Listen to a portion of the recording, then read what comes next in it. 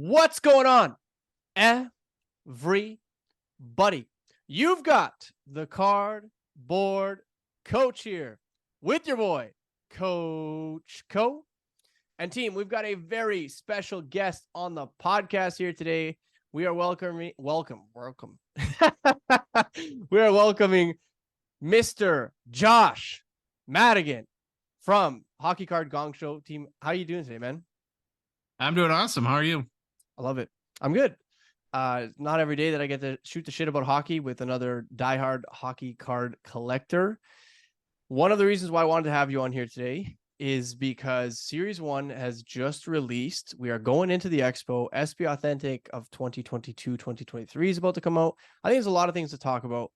I want to chat first about Series 1. So 2023 Series 1. You guys put out a post 2 days ago, I believe, maybe even something like that. Yeah. The parallel comparison. So for those of you who are tuning in and don't know what we're talking about, for the first time ever, Upper Deck has included parallels for Young Guns. And I guess not the first time ever, because there's always been high gloss and exclusives and French and black canvas and all that jazz, but they've added more numbered parallels. So there's an out of 25 red outburst. There are silver outbursts where the background is basically silver and shiny. They've also added deluxe numbered to 250. And what else we got? I think that's it. Gold 101. Gold 101. That's right. Yeah, the Yeah. biggest one. Gold 101s. And so you guys took the courtesy of creating a multiplier. So basically just showing, on average what people are paying for different variations of these Young Guns. For the people who don't collect hockey all the time, I think that this introduces a new chase, because we know that people who collect football and baseball and basketball, they love those like low numbered parallels. They're very much into the non-base stuff and the opportunities that come with low numbered parallels. How have you found that the market has received the new parallels? Well, I don't know how we can answer that at this point, and that's kind of what led us to create that post. Is going back to what you said, Co. This new configuration to Upper Deck flagship hockey products is brand new, and that product really hadn't changed in 20 years. Yep. And so it's a big kind of a seismic shift to Since one like of the 05. one of the most important releases that Upper Deck has. Like you said, they went from 24 packs where you basically had one hit per pack and 6 Young Guns a box, and Young Guns are the flagship rookie in hockey, to 12 packs with 3 hits per pack and still remaining the 6 Young Guns per box, so 1 Young Gun every other pack. But then they got rid of a couple Young Gun parallels that we're used to and have been for a long time, the French variation and the little or lesser known tougher chase Young Guns clear cut exclusives. That's right. And then they introduced, like you said, the deluxe out of 250, which is just another numbered Young Guns, and then the outburst parallels. And what I think has been a positive about the outburst is that when Upper Deck released their sell sheets and kind of announced this new configuration, the computer images weren't, I don't think, showed how much these cards pop. Yeah. And now that people have seen them in hand, I think there's been a lot more excitement around that. But getting back to your question, so you have these silver outbursts, which are unnumbered. You have a deluxe out of 250 right now. You have the outburst red out of 25, and then of course the 101. And for, these cards have been, from a price and value perspective, have kind of had their hierarchy for a long time now. Yep. And we've sort of kind of mixed that whole thing up. And to a large degree, I think we're in a feeling out period. Yep. Where the market really doesn't even know, well, how common is an outburst silver? Or how do I value a deluxe out of 250? How much less value should that have than an exclusives out of 100? And then conversely, how much more value should an outburst red have compared to an exclusives? And then the 101 will, I just think, be a big chase depending on the player and the hype around that player. Yeah, I would agree with you. I've actually not pulled the trigger on any of the new parallels yet. Like I've looked at them. I'm kind of feeling it out myself. I've been watching a lot of auctions. So like I've been watching Outburst Reds and I've been watching Deluxe and I've been watching Outburst Silvers just to kind of see where they fall and what I'm willing to pay for something of that nature. Um, and once they settle a little bit, and once people need to use their money to buy new product, or Oh they yeah. need to, like they're no longer happy with what they have. I think that's when I'm going to be starting to kind of accumulate what I want. I haven't really decided what that is just yet. I will say that to your point, the Outburst Silvers, they look gorgeous. I don't know how I feel about the Reds. I like the color match. I mean, there Yeah. happens to be three really good Calgary Flames, as well as, I mean, Luke Yeah. Hughes is the Devil. So like you have like four pretty quality players, and like four of the bigger chases in the set are like Outburst Reds. So I think that bodes well for that parallel because they're color matched. Um, but like I just a Matthew Nyes, like a blue jersey with the red background. I just don't know if it does it for me personally. Um, if we're talking about the strength of the class in general, this is something that you and I were talking about before we even started recording. It's just it doesn't look like, as of right now, if we look at it from like a logistics, like two goalies, a defenseman, and a guy who might play top six on the Leafs one day, it just doesn't look great long term for the success of this set. And that's not to say that like if you PC a guy, don't go buy your stuff, or like don't, I mean, do whatever. If collecting is different for everybody, right? But if we look at long term value of these boxes that are debuting, I think with a, I mean, first of all, they debuted straight from Upper Deck with a price increase because they added all these new Yeah. parallels, but also because a lot of LCSs and distributors wanted people to kind of get used to the fact that with the next set, aka Series 2, and the release of Bedard, there's probably going to be a price increase. And I mean, if we see some of the online retailers, that probably has turned into almost double the price of a conventional box for pre-order of Series 2. Yeah, I think it's more than double. And it's really concerning to me on a lot of levels, just with the overall stability in the hockey wax market. One of the things Troy and I did on our show is we went back, because when you're used to paying maybe like I'm in the US, right? So like Yeah. 110 US for flagship. And then Yeah. you Even have now, even that's kind of expensive though. Like I remember it's like oh, yeah. it's like $90 a box. But even that, and then you go to 300. So the first thing that we thought of was, well, what happened in McDavid's rookie year? So we went back and looked at the 2014 Series 2 pricing, which would have been the flagship release right before Series Eichel, 1 right? came. No, no, no. We wanted to look at the flagship release right before McDavid came out in Series 1 Okay. of 2015 to see what the price difference was. And there was about a 36% increase between 2014 Series 2 and 2015 Series 1.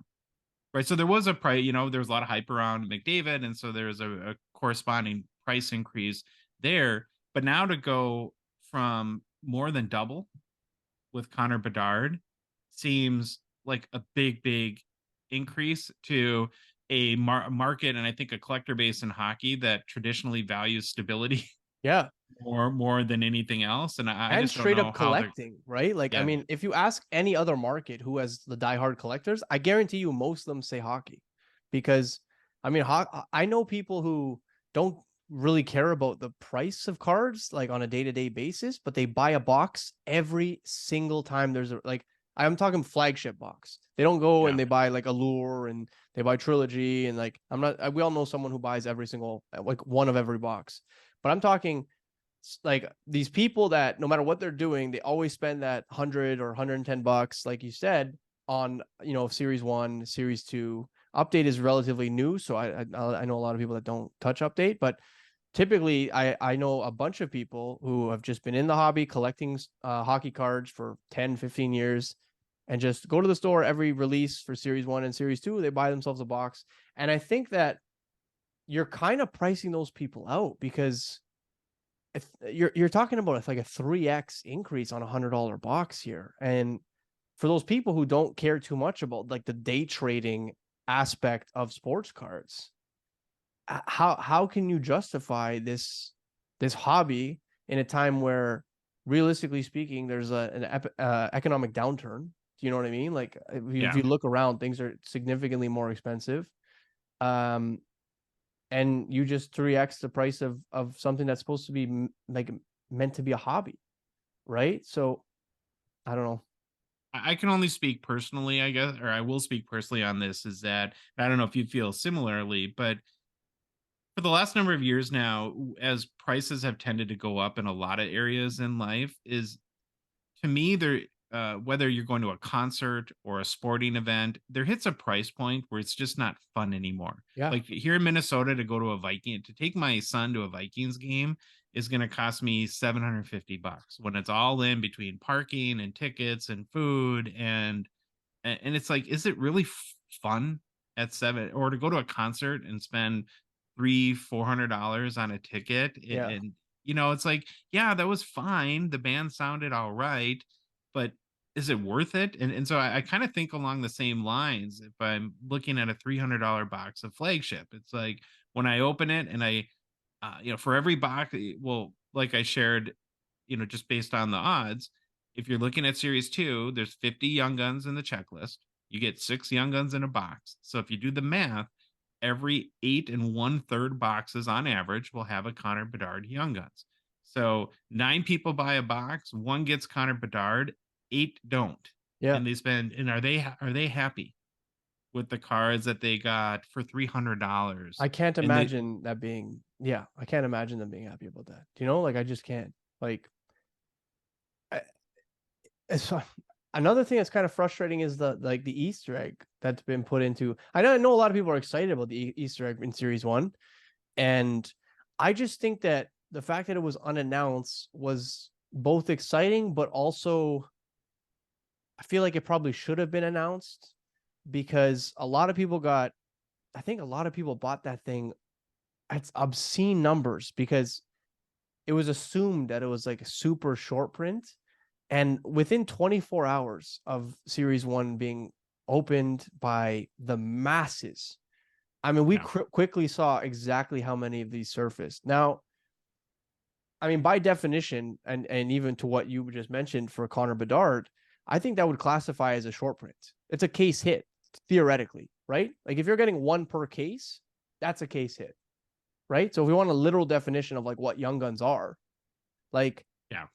technically each one is a case hit. So in itself, those are short printed. So depending on how many of these Bedards have been produced, like realistically, yes, they're short printed, but with the amount of boxes that they've made, I mean, how short printed are they really though? And especially, what's also concerning about that is everyone who pulled one is like selling instantly. So who are these people selling it to? Do you know what I mean? Like who's the end Yeah. consumer of this Easter egg? Who is willingly paying $600, $400, 350 for this Connor Bedard Easter egg of him holding a puck on draft day? Where if you compare that to a Connor McDavid, I think a BGS 9 closed for $200 8 years later. Like who's the end consumer here? But it's not, I don't think, in my opinion, a very interesting card. And it's Yeah. not something that will be coveted over the long term. It just satisfies a short term demand for anything for Connor Bedard. And I don't know how much of the details matter in this, but there's very specific rules about producing hockey cards that Upper Deck has an agreement with the NHL, and they actually had to go to the NHL and get a special exception in order just to produce this card to get him into Series One. But I almost think, Cole, that there's a big missed opportunity here, and I don't, you could where I think if you go back in time, whether you be the NHL or Upper Deck, is Connor Bedard should have been in Series One. They should have just found a way because it's a guaranteed home run. Think about it. And even if they delayed it a few weeks in order to hurry up and mass produce and pack it out or do whatever they needed to do. If he is in series 1 and they release it at the expo next week, it's a guaranteed grand slam. It's not even a Yeah. home run. It's a Yeah. grand slam, and it doesn't matter how he plays. Now he's doing okay. He has 4 goals, I think, through 9 games. He had another goal taken away by these offsides recall that seem to be robbing everybody of Yeah. goals Yeah. this year, but his team is terrible. I mean, they're just awful. And, what happens in spring if he has 14 goals? 80% of the way through the season, what does that do? And The I'm a other buy. thing, Then I'm a buyer. then you're a buyer. But the other thing that you look at is had they found a way to get him into series 1, then you would have him driving a huge kind of, like I said, it's a grand slam. It's a total win for everybody for card shops, for hobbyists, for Upper Deck, where now there's risk with him being in spring. But then you have to balance that out a series 2 release that would have beyond Connor Bedard, you have Logan Cooley, you have Adam Fantilli and Leo Fantilli, Carlson, which would yeah. be an amazing flagship release if Bedard wasn't even in the picture. Yeah. So yeah, I think that you have some interesting, make some really interesting points about the Easter egg. I think that when you hear the word Easter egg, you assume very, very short print. Like I'm a big Glow Peachy fan Yeah. from 2016, I think it was OPG, Yeah. and I'm trying to collect cards and I can never find them. Yeah. Right, where you could buy probably one of these Bedard draft pick cards, 1 an hour for a week if you I wanted to. guarantee you. I guarantee you. Yeah, you can. If you tried really hard and had like an unlimited amount of money, you can probably accumulate like 500 in the next like week and a half, 2 weeks. Do you know what I mean? Like every Yeah. time I've seen someone pull one, they sell it instantly. So like to me, that's not a card that people really desire. If your first inclination when you pull it is to sell it. Do you know what I mean? Like because if Oh you yeah. pull a big card, knowing that you didn't put a ton of money into this box usually means like I can ride this thing out. Do you know what I mean? Like, have you ever gotten a good deal on like an exclusive or like or been really, really low on like a Future Watch Auto or something?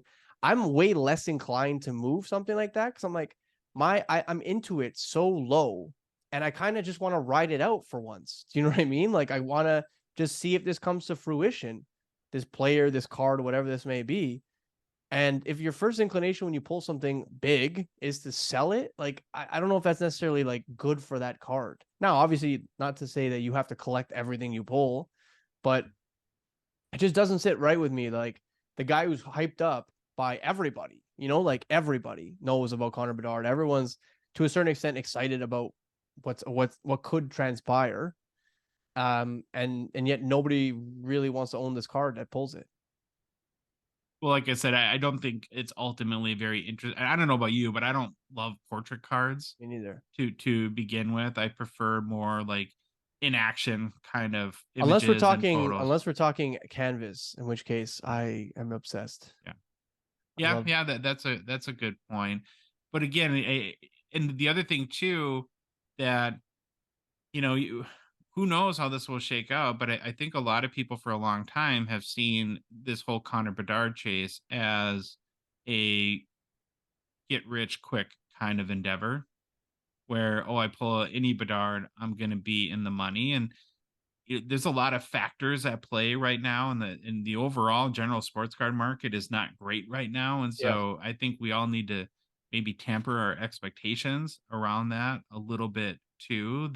And there's going to be, Upper Deck has known for a long time that this kid is coming. There's going to be a lot of Connor Bedard cards, a lot of numbered cards, and it'll be what 4 or 5 months down the road. There's going to be a huge supply in the market, and everybody's going to be thinking that like the same thing, right? Like they are right now, where oh, I pull it, I'm going to sell it and make a ton of money, yeah. and Well, so I think that's important to talk about, right? It's the fact that like there's just going to be an unbelievable amount of supply. I mean, think about like Allure, Trilogy, Black Diamond, like every single O-Pee-Chee Platinum, like any set you want, Premier, there's going to be a Bedard, and there's going to be a Bedard number 200 and 999 and 250, and do you know what I mean? There's going to be so many different versions of Bedard. of sets that have come out, and maybe even new sets that they're going to introduce to just get them in as another, like maybe people like this Yeah. set. I mean, we've seen early on MVP and like the damage that people did with MVP and selling those like gold redemptions for, I think 5K was the highest, or something to the tune of that. It's like there's just going to be so many other valuable autographs and Connor Bedard rookie cards by the time that one ever surfaces and returns as a redemption, that it just, a lot of this stuff doesn't really make much sense. And to your point, if you're looking to like get rich quick, I just don't know if everyone else isn't thinking the same thing. So like if you're playing the same game as everyone else, who wins? Like Yeah. I don't know. Well, don't you think the more you learn about the hobby and just in your own collecting experience, that the best way to, in my mind, to make money is, the keyword I always use is patience. The people that are most patient, that are strategic and are smart and really think about what are the cards that drive value and don't, and can resist FOMO. It's really hard when I'm sure when series 2 comes out and you're seeing a million Instagram posts of everybody in their Connor Bedard Young Guns and you don't have one. But if they're $900 or I don't know, whatever they're going to be, $500, $400 for a There's no base way they're Young less Gun, than five. There's just no. I don't think there's a and single there's no chance way in that, hell. yeah, that can sustain, right? And so if you can resist that fear of missing out for a month or two and let the hype crescendo a little bit and get the hype train onto that next new release, maybe it's SP Authentic and his Future Watch autos that are coming out, Yeah. and make your move then. I think that you're much, if value is your goal, like you said earlier, there's lots of different ways to collect, and Yep. some people just are going to want his Young Guns on that first day and don't care if they spend $1,000 for it, and more power to you, right? I mean, but for me, I like to collect special cards that have the opportunity to at least have the opportunity to have value over the long term, and so I'm trying to coach myself to be more and more patient. Yeah. I think one thing I want to ask is, do you think that this year, let's say this expo, going into next expo, do you think there's going to be a lot more people selling in hopes of accumulating like more cash flow to just buy a ton of Bedard? Because I've noticed that, and again, I don't really have metrics for this, but based on like the old, like my stuff that I'm kind of walking around and I've been selling and whatever that nature, that there's a bit of a decrease. I mean, the first 2 weeks I think was really hot, the NHL season, and it's a bit of a tapering off. I'm very excited to see what's going to happen at the expo. I for some reason I don't think there's going to be a lot of people buying. I think there's going to be a lot of people selling, and I think there's going to be a lot of people selling because they're trying to accumulate more for the eventual Series 2 release.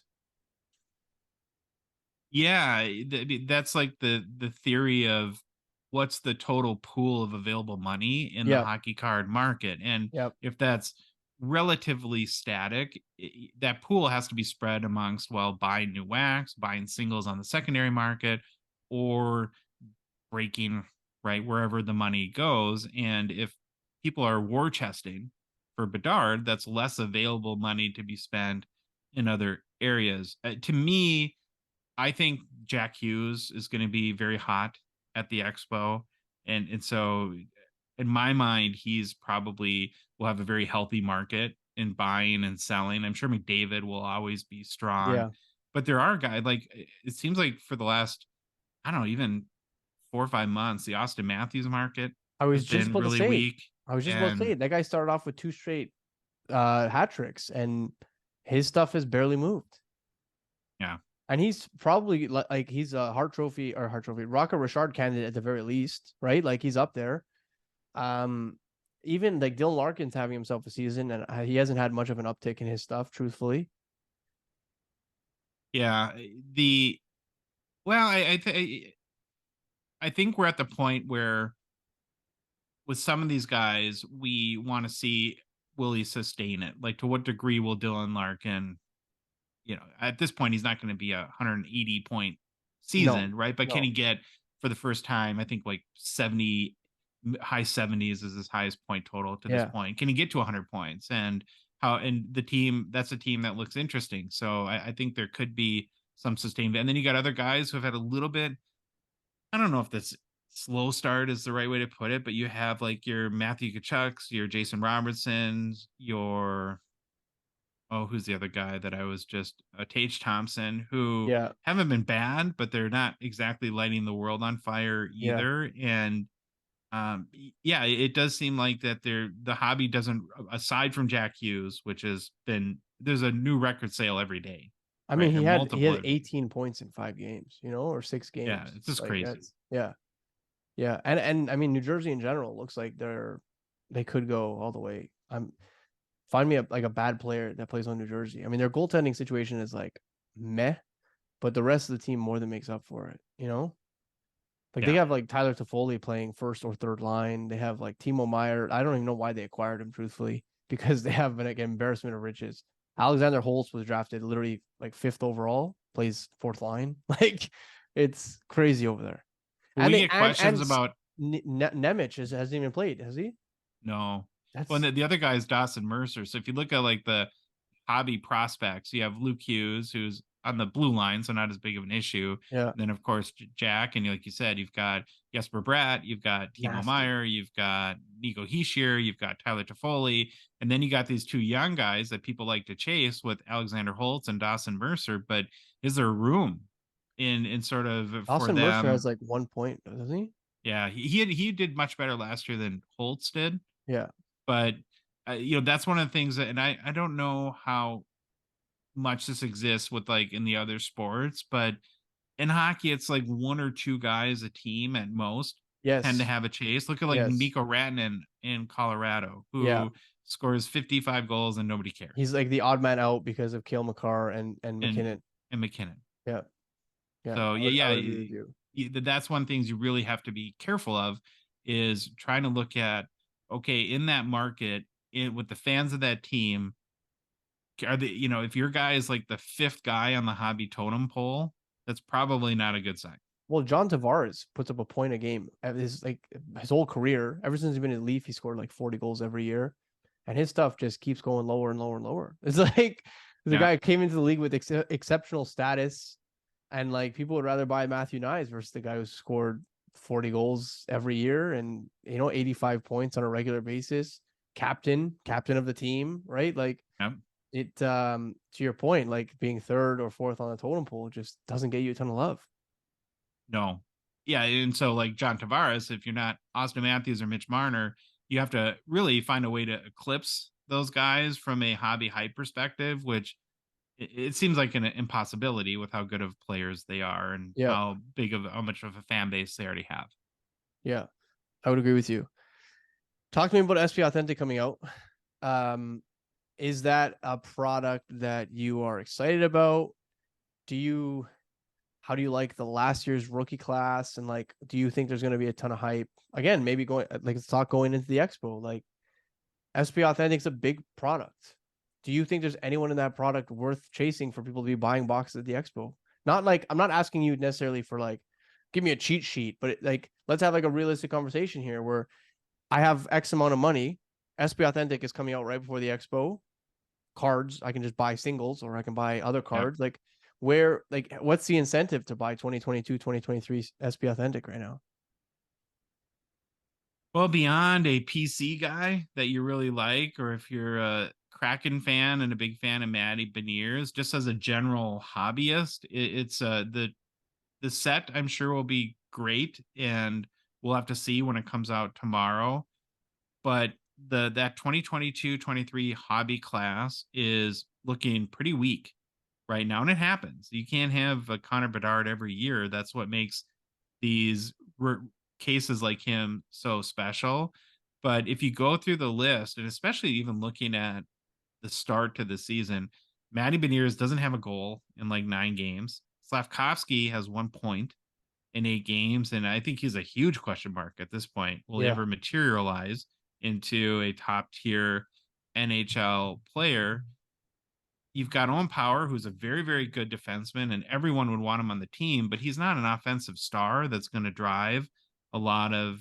He's just a really, really good defensive defenseman that'll not score a lot of goals, but put up a decent amount of assists. And you got Shane Wright in the OHL, and you just go down the list, and there's nobody that really jumps to you as that big chase. And Like so, the guy who's going to save the product. Do you know what I mean? yeah.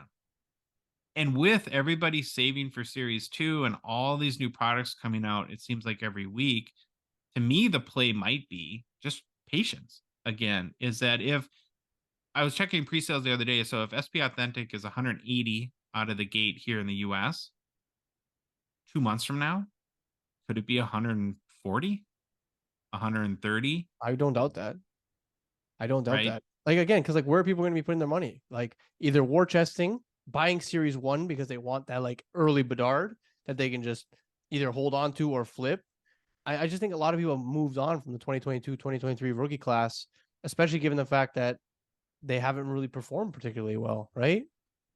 Oh, 100%. And even if you're a huge believer in Matty Beniers, because of his start to the season, it's going to be buying low. So are you just better off? Could you get a Future Watch auto of his raw for less than the box cost? I don't know. Maybe it might not, but on average, you're I think probably that not would going be to pull. I think that'd be wild. I don't know if that's possible. I don't know. We'll I see. don't know. Yeah, Because even it'll if you be look at like interesting. SP Authentic, like I mean, a Holtz does I don't know maybe $60 still, and that guy's played like 4 games in the NHL. Like, Yeah, you know what I mean? So yeah, it's just gonna be very interesting to see how Wax continues to, or the market rather, continues to react to just this influx of Wax and just like here, try this, try this, try this, try this, try this. You know, like eventually, if you go to Costco on an empty stomach and you try all of the samples, I mean, you kind of are too full for dinner. You know, so yeah. no, I don't Well, know. we have this situation where wax is going up and singles prices are going down, and at some point, something has to give. It's I it's agree not with you. sustainable for because people will just lose. Like I said, it goes back to that uh just that even that entertainment factor or that feeling of is it worth it if I spend $100 and $180 US on a box and I end up with $30 worth of cards. How satisfied am I at the end of that rip? Not very. Yeah. No, I would agree with you, man. It's gonna be some interesting times ahead. I'm excited to see what kind of bounty gets placed on this Bedard. I think it's gonna be unbelievable, even if he's having a mediocre season. I think someone out there is gonna throw down at least 50K on this thing. Like I'm being very generous putting a 50K like disclaimer down. A one of one, Young Guns, very popular. I think it's very easy to digest for the average person. I can't imagine it going for less. Oh, I think it'll be six figures. I really do. And I got a question for you. Go So for it. I keep hearing a debate amongst people that are trying to speculate. How many people do you think are going to buy Series 2 wax and stash it versus open it? Do you I think stashing know will be a big thing? I know myself personally, probably 20 or 30 people that want to buy a case. I just don't know if it's going to be available. Like, I just don't know if they're going to have Yeah, cases like this readily available. But I know at least 20 or 30 people that want to stash a case, like, have plans to stash a case, whether that's like the financial means or the connections or whatever to stash sure. a case. So, uh, I do think that a good chunk of people are just going to put this thing away. And I Well, just don't think a lot of shops are going to get the allocation that they normally would, because I think there's going to be a lot more other shops that might not dabble too much in hockey that like kind of want like yeah, to want to get in on this. Whereas before they might not have, but now like there's a lot of Americans even like asking for Connor Bedard, and people who don't otherwise collect hockey are getting excited about Connor Bedard, right? So um to answer your question, yeah, I know a lot of people that are ready to stash cases, not just boxes, cases. a good byproduct of that would, in my mind, would be his Young Guns 101 not seeing the light of day for a long time. I think that that's best. I think it'd be really disappointing in a way, and for it to be on Instagram or Twitter or wherever, X, whatever you call it now, on the day of release or the day after release, that just because that when you talk about like bounties Yeah. and the fever around wax, the longer that stays sealed in a box, the more and more that that fever pitch will grow. Yeah. I mean, until eventually it kind of like teeters off and people just kind of forget about it. Sure. Almost like the Steph Curry 1 of 1 Topps Chrome, like where Yeah. people are like, I don't know if anyone's ever hit it or if someone even owns it or if it's in the garbage or whatever. Um, it's like it ends up being like a folk tale. You're like someone who knew nothing about this card might have thrown it out. Well, and going back to the bounty, it's like part of me says, yeah, it's hockey, it's a smaller market. But then you look at like the $1 million bounty that was put on the Magic the Gathering, Lord of the Rings 1 of 1 card. It's like, well, if that has $1 million, I'm not trying to like disparage Magic the Gathering in any stretch, but I can't imagine that, or I would maybe assume that that kind of collector base is comparable to the hockey collector base. So Dude, it sold why for would you? 2 million. Like there was a million Yeah. dollar bounty, but it ended up selling for two. And all you need is, I know Post Malone about it. All you need is like a Justin Bieber to I agree. Yeah, yeah, fork for over the sure. money. Or if like And someone gets close enough to like Connor Bedard and like I don't know, Mark Wahlberg is big on like hockey and I mean there's a lot of like celebrities who are like big hockey. Adam Sandler, like I mean I don't know how many. Adam Sandler's literally filming a movie supposedly about sports cards. Like it would be yeah. kind of you have no idea who out there is willing to pay what for niche items, and that's kind of like where that ultra high end market.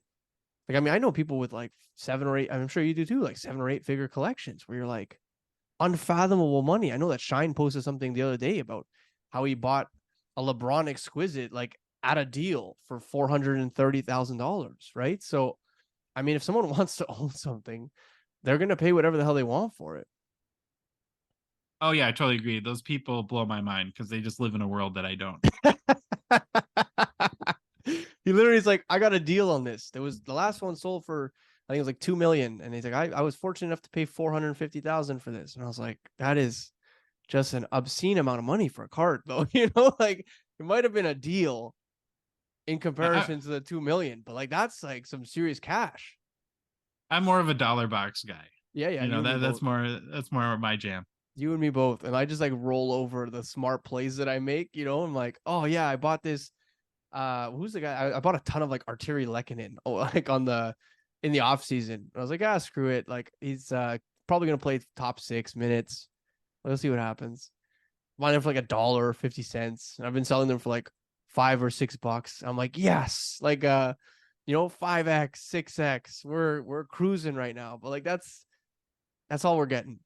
Like even if you do that 20 times, you're only ending up with like what $130, $140. You know what I mean? So and then you just roll it over and have fun with the next thing. But yeah, no, I agree with you. I'm all about just like value plays.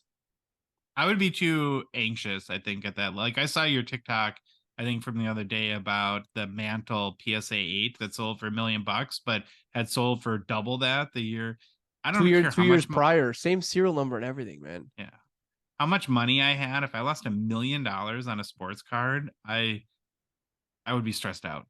Of course, it's gone. It's gone. It's gone. And that being said, like you got to think what situation was that person in order to like have to sell that? Because like if you bought it for 2 million, you got to Yeah. believe that you can shoulder a $2 million sports card, right? Like it's Yeah. yeah, we're in an interesting part in the like point in the market. A lot of people are trying to. I mean, I was on a podcast yesterday and they asked me like blatantly, like, where do you think we're at? And is it up? Is it down? Like, I think we've gotten a correction. I don't know if it's correction. I think we're slowly coming back down to earth in some aspects.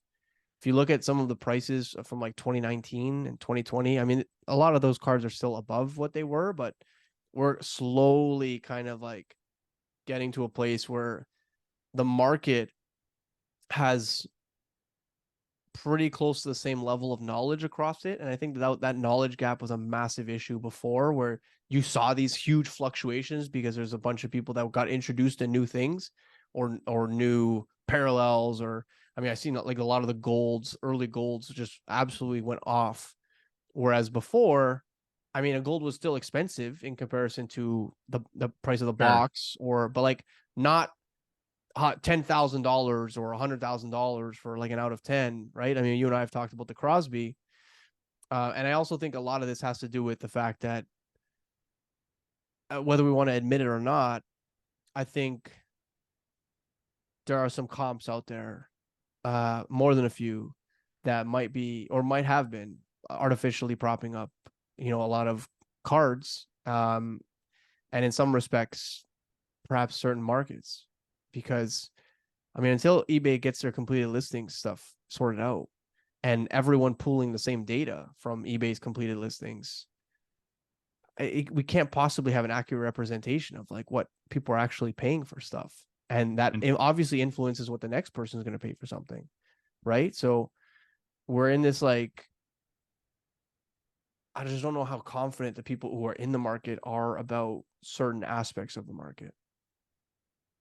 If we're going well, to refer to it yeah. as a market. Yeah, you have to be able to trust the Yeah. data. And what I come back, I think one of the byproducts of the boom in the sports card market during the pandemic was everything was going up. And so that hides a lot of potential pitfalls Yeah. that you have. And in particular, and as a guy who I collected sports cards as a kid, but just it's just been a few years where I've been kind of really into it on a deeper level and increased my knowledge a lot. Is I think that this hobby for people that want to get in and like the idea of making money, and I like to throw that out there a lot too, Cole, because I think not enough people want to admit that people want to make money on sports cards. Of It's like course. the Yeah. cool thing is to say, "Oh, I'm a collector," and I like sports cards. I love it. That's why Yeah.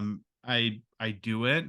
But I think I would say probably the majority of people get into it because the idea of flipping or acquiring a cool item that they can enjoy that goes up in value. It just adds that extra element of intrigue. But Yeah. in particular, I think this hobby is really brutal for new people that don't, because there's really no kind of, there's so many sort of hidden secrets, Yeah. like with comp reporting that you're talking about and a million other things, that it's really hard to get into this and not get, go through the school hard knocks And that's why I and was get so crushed. like I had such like a strong stance on the Easter egg not being announced, right? Because like if an everyday person hears that like this is like an Easter egg, this is like a super Yeah. short print, and they're like, okay, this is my opportunity to like get in on a guy who I know is going to be generational or everyone's going to collect him. I mean, they might be pulling the trigger on a $1,400 Connor Bedard draft redemption card. Do you know what I mean? Like, and that's just you're I promise you, unless it's a BGS 10, and like not even BGS 10, like a black, if you somehow get a black label on that Bedard, maybe, just maybe you'll be able to sell it for Yeah. more than what you bought it for at $1,400. Okay. But anything less than that, I cannot imagine a scenario where that card is more expensive in 6 months or a year. Yeah. Well, let's continue your hypothetical there, because I think it's a really interesting sort of hypothetical situation on a new collector. So you have this transcendent talent in Connor Bedard, who, by transcendent, really definitionally, that means he has the ability to bring people from outside the sport and outside the Yes, hobby into the that's correct. hobby. Yep. And so I'm a hockey fan. I've heard about sports cards. I've heard hockey cards. I'm excited about this Bedard kid. Oh, I see on eBay, people are going, there's this new draft pick card. People are going nuts. I spend $800 on it because I don't really know any better. And And this is then his only card in NHL jersey right now. And he's only card in playing right NHL now. jersey. Yeah. It's all over social media. I'm seeing it. And then I forget about it and I check 4 months from now and it's worth $400. Is that going to make me buy more hockey cards? I Is don't that think going to it's even keep going to be me? worth $400, bro. I don't even think, I Yeah, think maybe not. 120, 150, if that, like I, I, And then that's a big reason why we do our show, Troy and I, and we put so much time into it, is just to be some semblance of a resource of for course. people to learn and to be a little educational about and share some of the massive mistakes we've made and to try to really come up with the best possible formula that we can for being a smart collector that helps you achieve your goals, right? So Yeah. whether your goal is just pure collecting or you want to make money or wherever you fall in that spectrum in between, it's at the end of the day, even if you're just a pure collector, you don't want to pay $800 for the card that you want in your collection if you could get it for 400, I right? So agree money with you. always I factors in. agree with you. And like when people say like, oh, like they'll pay whatever they want, or I just wanted the card, I'm like, yeah, but if you see that that card is worth, like, I booked a flight to Florida, okay, Yeah. on Friday, so I'm going for a little bit, but on Friday I booked a flight.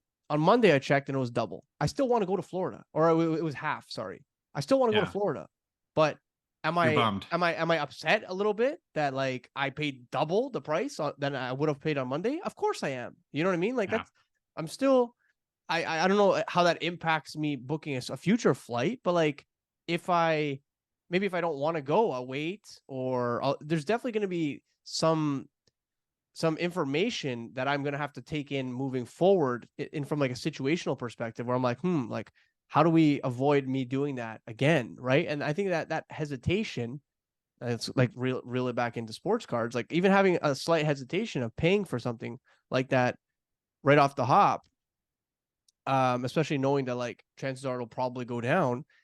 I don't know how that does in terms of like people buying boxes right away, and we'll see how that translates into like the rest of the collecting market.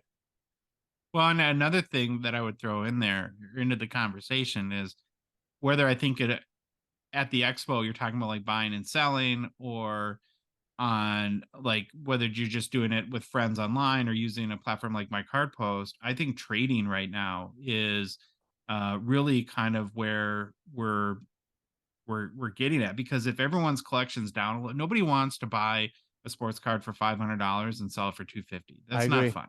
I That's agree. not fun. If it's worth 250, that's what it's worth. So you just got to come to grips with that. But what I think is much more palatable for people is, and this aligns with hockey because it's very collector driven, like you've talked about, where I'll trade my now worth $250 sports card or hockey card for another $250 hockey card that someone bought for $500 too. I don't Yeah. feel Or I think that that doesn't has feel more like a upside. yes, I don't Yeah. feel like that's a loss to me. That doesn't hurt as bad, and Yeah. so, I actually think, like, at the expo, there's gonna be a lot of trading. That's what I mean. I think so too. I just don't know if like I just don't know if there's gonna be a ton of like buying, you know? So Yeah. I'm excited. I mean, there's a few trade nights that are set up, and we'll see how what comes of them. And you know how receptive dealers are going to be to trades, and maybe trades plus cash. And but I honestly believe that there's just not going to be a ton of like straight up buying. We'll see though. And I've seen buying like almost reckless buying in the past where people are just accumulate everything because like anything will sell. And I think that people are going to be way more strategic. Even the quote unquote whales that go in there and they spend, you know, considerable amounts of money, I think even they're going to be very strategic on what they're buying like in the next expo. So we'll see. I'm excited. I'm excited to share the stage with you. For those of you who don't Yeah. know, we're going to be Be sharing the fun. stage once again. It's going to be super fun, and sharing the stage here. Team, if you haven't already, you need to check out Hockey Cards Gongshow podcast.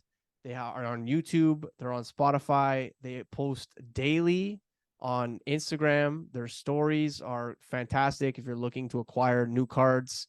They always spotlight a bunch of interesting cards from PWCC auctions, I believe, right? You want to, I'm plugging you right Yep. now, but you want to Oh, plug thanks, yourself? man. Yeah, of course. No, yeah, Go we for we it. work with, like, PWCC and Slab Sharks, and we'll highlight their cards. And again, our whole goal is just to try to educate people. We're learning. We're not Troy and I are not the world's foremost hockey card experts. We would never profess to be. And I kind of prescribe to the theory that the minute you think you're an expert in something, you really just show how much you don't know. I agree And with you. so we're lifelong learners, and our whole goal is just to take people along for that ride and hopefully get information that enhances your own collecting experience, right? If you can get one or two nuggets that helps you, then I think we've done our job.